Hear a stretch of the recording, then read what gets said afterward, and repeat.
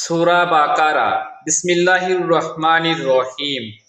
হে মুমিনগণ, তোমাদের জন্য সিয়ামের বিধান দেওয়া হইল, যেমন বিধান তোমাদের পূর্ববর্তীগণকে দেওয়া হইয়াছিল, যাহাতে তোমরা মুত্তাকি হইতে পারো। সিয়াম নির্দিষ্ট কয়েক দিনের জন্য। তোমাদের মধ্যে কেহ পীড়িত হইলে বা সফরে থাকিলে অন্য সময় এই সংখ্যা পূরণ করিয়া লইতে হইবে। ইহা যাহাদেরকে সাতিশয় কষ্ট দেয়, তাহাদের কর্তব্য ইহার পরিবর্তে ফিতআ, একজন অভাবগ্রস্তকে খাদ্য দান করা। যদি কেহ স্বতঃস্ফূর্তভাবে সৎ কাজ করে, তবে উহা তাহার পক্ষে অধিক কল্যাণকর, আর সিয়াম পালন করাই তোমাদের জন্য অধিকতর কল্যাণপ্রসূ, যদি তোমরা জানিতে।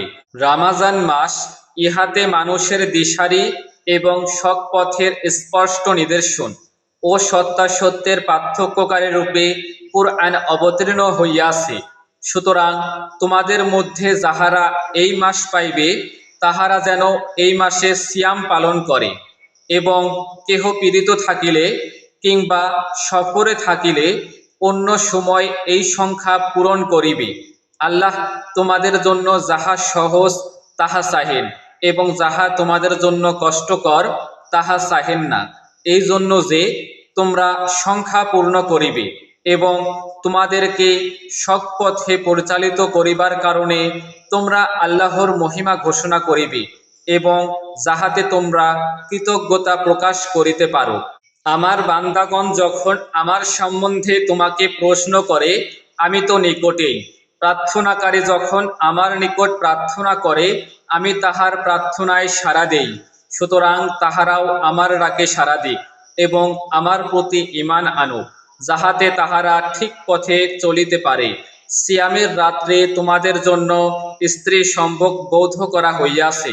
তাহারা তোমাদের পরিচ্ছদ এবং তোমরা তাহাদের পরিচ্ছদ।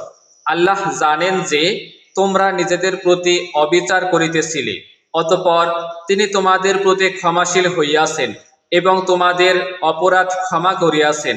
সুতরাং এখন তোমরা তাহাদের সঙ্গে সঙ্গত হও এবং আল্লাহ যাহা তোমাদের জন্য নির্ধারণ করিয়াছেন তাহা কামনা করো। আর তোমরা পানাহার করো যতক্ষণ রাত্রের কৃষ্ণরেখা হইতে ঊর্ষার শুভ্র রেখা স্পষ্ট রূপে তোমাদের নিকট প্রতিভাত না হয়, অতঃপর নিশাগম পর্যন্ত সিয়াম পূর্ণ করো। তোমরা মসজিদে ইতিকাফরত অবস্থায় তাহাদের সঙ্গে সঙ্গত হইও না। এইগুলি আল্লাহর সীমারেখা, সুতরাং এইগুলির নিকটবর্তী হইও না। এইভাবে আল্লাহ তাহার বিধানাবলী মানব জাতির জন্য সুস্পষ্টভাবে ব্যক্ত করেন, যাহাতে তাহারা মুত্তাকি হইতে পারে। তোমরা নিজেদের মধ্যে একে অন্যের অর্থ সম্পদ অন্যায়ভাবে গ্রাস করিও না, এবং মানুষের ধন সম্পত্তির কিয়দংশ জানিয়া শুনিয়া অন্যায়ভাবে গ্রাস করিবার উদ্দেশ্যে উহা বিচারকগণের নিকট পেশ করিও না।